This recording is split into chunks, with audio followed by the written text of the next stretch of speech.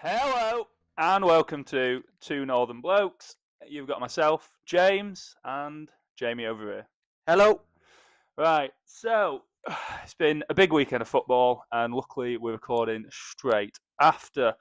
Do you want to have a quick look at some of the scores, Jamie? I mean, when I seen the weekend, and you look at the Thursday night game into the eventual Monday night game that happened last night, you had maybe one of the worst games of the season Thursday night. Yeah. And then probably another one of the worst games of the season Monday night. Two dreadful games either side. Yeah. In a bit of a poo sandwich where the bread is poo, pushing together.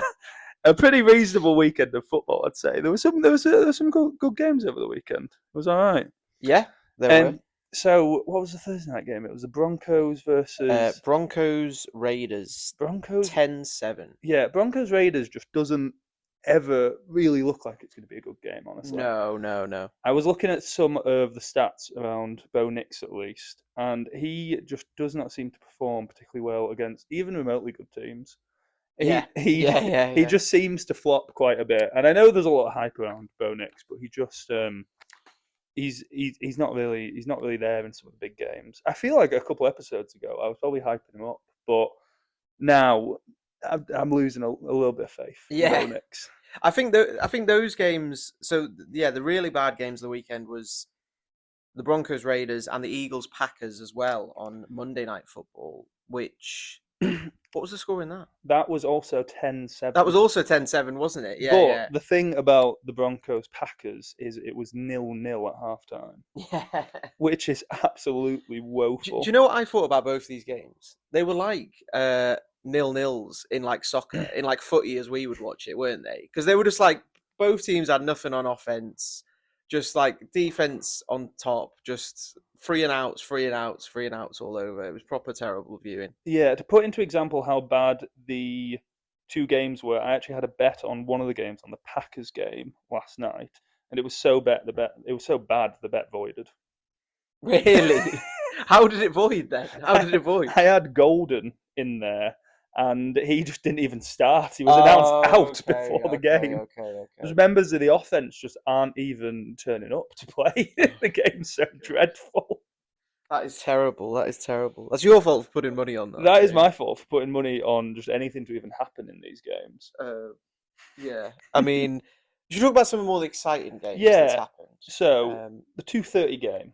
The 2:30 game, we had the early kickoff on Sunday. So, I probably should have checked this before, but the international games have not been going an immensely long period of time. No, they haven't. No. It's a much more recent thing, and I would say since we've been getting into it, the international games are so much fun, especially for the UK viewers.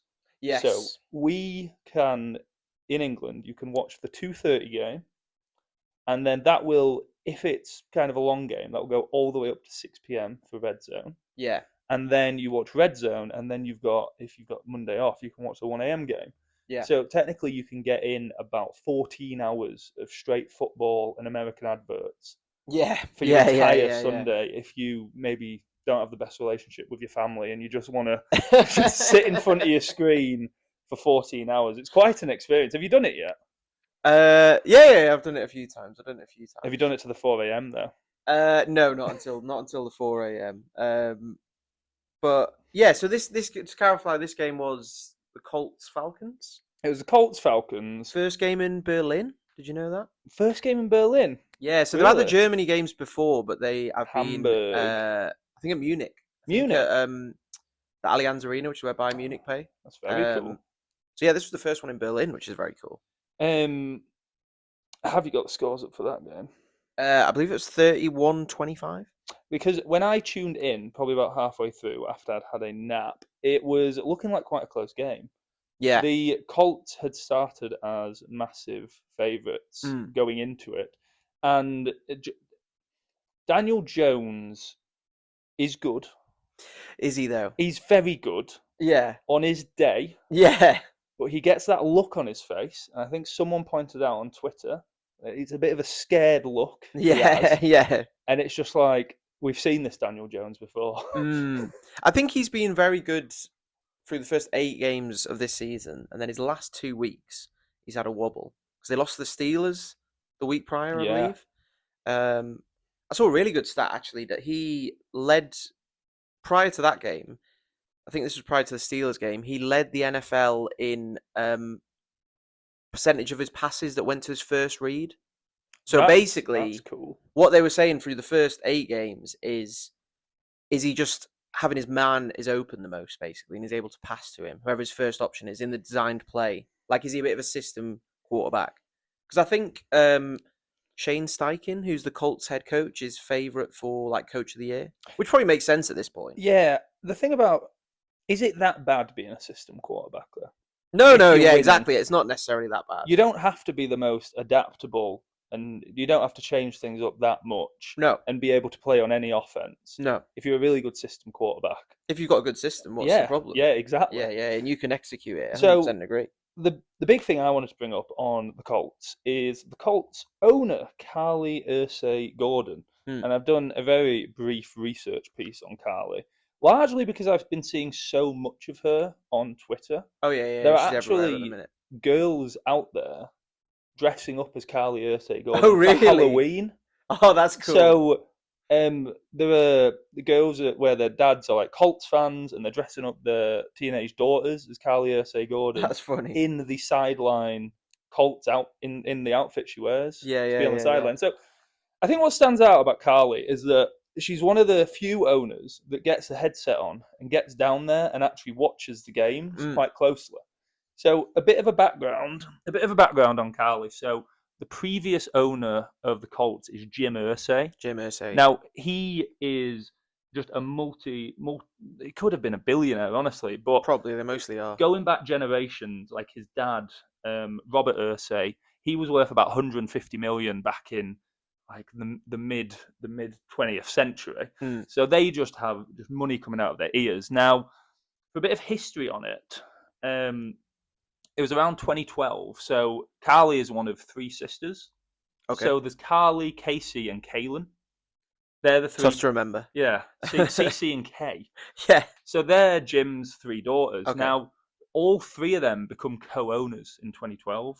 Okay. So clearly there's some kind of vision in the club for these 3 to take somewhat ownership of it going forward.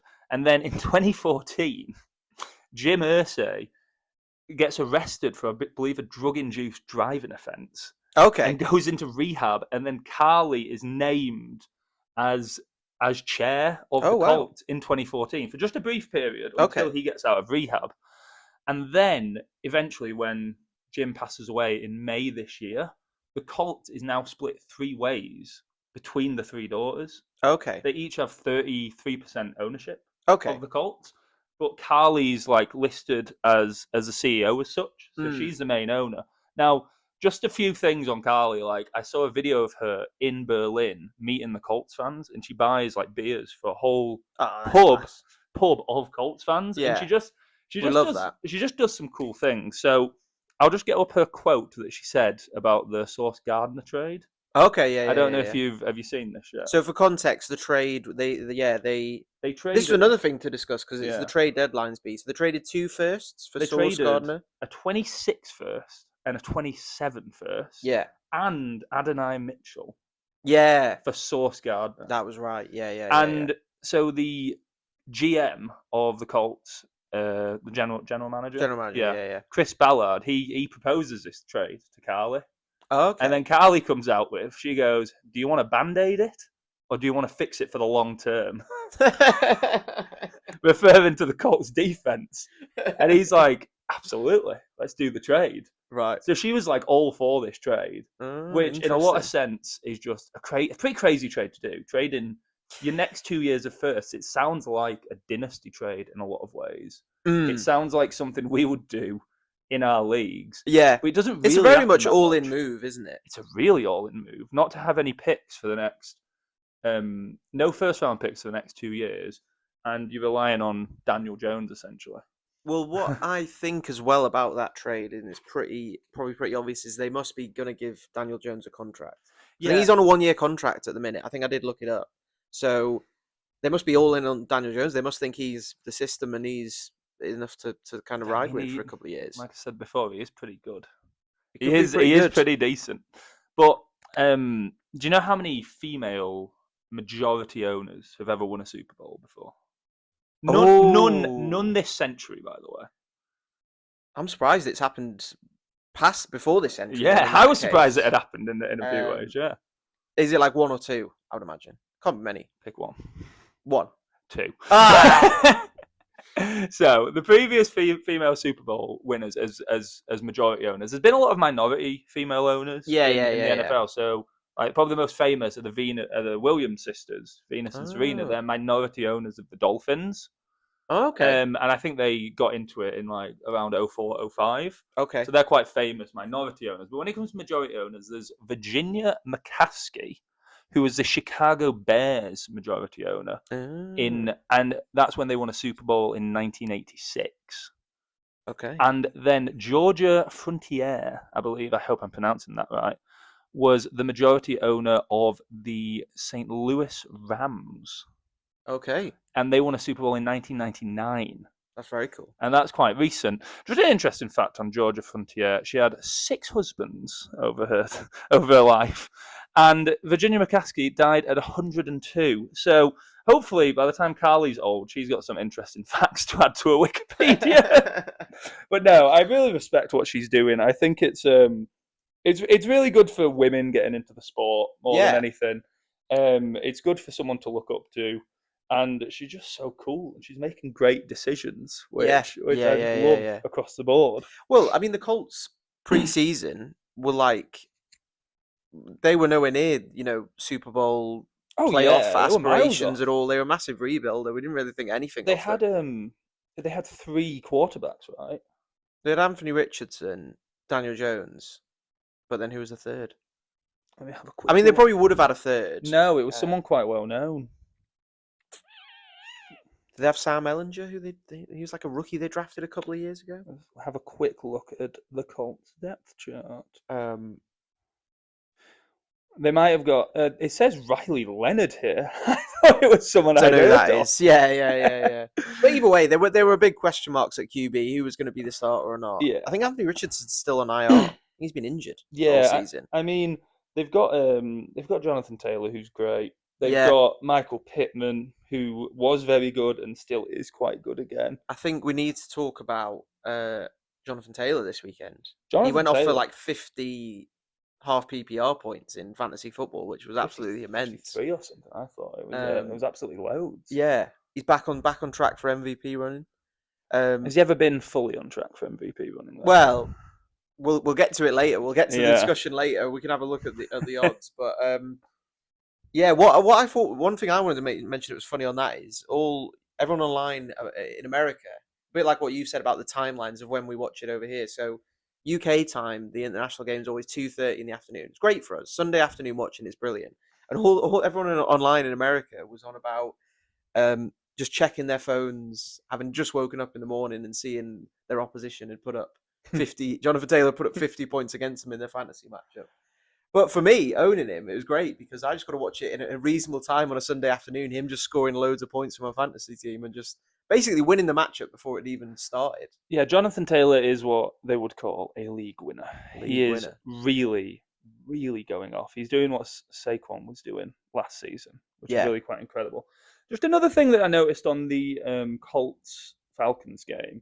So the Falcons running backs, they've got Bijan Robinson, who is maybe, if not the most talented running back out there. Yeah. He looks incredible. In a different offense, he could be doing really quite amazing things. He's very, very good. If anyone wants to get Bijan in any league, he's a top 3 running back in my eyes. Oh, yeah. Him, Gibbs, and Taylor, they're fighting for that top spot.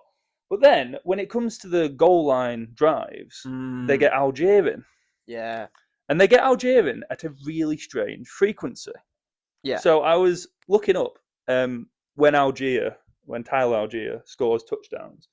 He has scored a touchdown in 5 weeks this year. And he has always scored in an even week. He has scored in week 2, week 4, week 6, week 8, and week 10. Okay. And they get him in alternate weeks to score touchdowns. And I would love if that continued for the rest of the season. Are you going to start him in even weeks? I have a piece of Tyler Allgeier, which I will not start next week. But if he doesn't score next week, I'll 100% start him the week after. Well, yeah, you've got to. You've got to at that point. It's basic maths. That's really interesting. Yeah. On to the 6 p.m. games. Just one more thing I wanted to say on the Colts and Falcons. So yeah, it was 31-25. Because if you remember, it went to overtime. Yeah. But did you hear the faux pas that the American commentators made on the game? They called it extra time. Oh, did they? Which has really rattled a lot of Americans. No, that's great though. Yeah. And apparently as well, they also referred to it as the pitch, which apparently is an anti-American thing as well. Is it turf? They say field. Field, sorry, field. That's it. I presume because the term pitch in American sports is baseball related. Of course. So they wouldn't want to. But yeah, I saw loads of Yanks online raging about that, which was it was funny because to us, extra time is what you'd call it. But just on the kind of Americanisms that you hear in sports, we would say the commentator's curse in the UK. Yeah. Do you know what the Americans call it? Go on. The announcer's jinx. It's the announcer's jinx. It's just not even alliteration. No, it's not even alliteration. It's just ridiculous. Yeah, commentator's curse is a good one, to be fair. Yeah. If anyone has not heard of that before, commentator's curse, is when the commentator says something is going to happen and the exact opposite happens. Or this player is going to have a really good season, get an injury immediately. Straight commentator's curse, great one. Announcer's jinx. Yeah, that one's not going to stick. 6 p.m. games. Maybe kick off with. Have you got the scores up there? I'll pull them up. The one I was going to say was, should we kick off with the Bucks Pats? Probably most exciting of the 6 p.m. games. So the Bucks Patriots 28-23. Patriots to the Bucks. Yeah. What I was going to say was this was TreVeyon Henderson's breakout game. I feel like TreVeyon Henderson's broken out slightly. This was probably his real star game. This is 147 yards and 2 touchdowns is really quite incredible. Yeah, that was his breakout game though. When you look at his games previous to that. But did you see the interesting thing I want to talk about that with? Have you seen the on his second touchdown run? Because I think they were up at this point. I've seen this. And have you seen? He's running down the length of the pitch. It's like an 80-yard, 70-yard run, and he turns around and looks at the coach to say whether or not to go down. Yeah. I love that. I love that. Who's the coach? Is it Mike Vrabel? Mike Vrabel. So as he's running and sprinting down the pitch, he actually has the wherewithal, the composure to look over the sideline, and he must get the nod, and he says, "Go in, kid." Yeah, that's a veteran move for a young player. Yeah. No, it's a cool game, and I think a lot of people said this would probably be one of the better games. Yeah. This was. It must have had high over totals. Drake May's having a ridiculously good season, and so is Baker Mayfield, honestly. Yeah, but this was one of the Pats' first tough opponents as well. Oh yeah, they've got we showed it with the Travelator meme of going up the fixtures, but so the Pats could be real winning this one. See just a few other things from the games. A really surprising one. Mack Hollins went off. Yeah. For 106 yards. That's unheard of. Mack Hollins walks around with no shoes on. What do you care to elaborate on that? Have you never seen Mack Hollins when he arrives at the ground? He just turns up barefoot and stuff. He's quite a funky. Is he into his grounding? He's into his grounding, but he's quite a funky kind of edging on hippie-ish guy. Okay. He turns up barefoot. He wears some quite funky outfits. He's a pretty cool, trendy guy that I think some people will say he makes a bit too much of himself to say how maybe he doesn't perform the best. Yeah, but I think he's a top wide receiver. He might not be a top fantasy aspect or something. But, playing in the NFL, you've got to think you're the guy if you're playing in the NFL. You're amazing. You're amazing anyway. Right, on this game.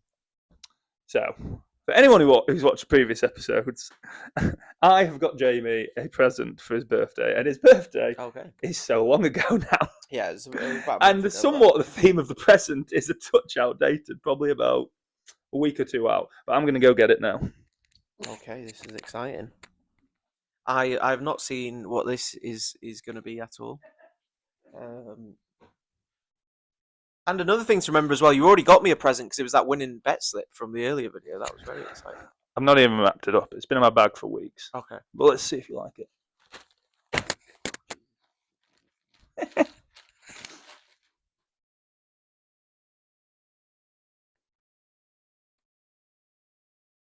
Oh, that is unreal. Egg booka. Mecca egg booka. Show it up to screen. Let's see. Yeah. But yeah, it's kind of Halloween themed. It would have been good for Halloween, wouldn't it? It would have been good. I think I had it here when we possibly were filming around Halloween.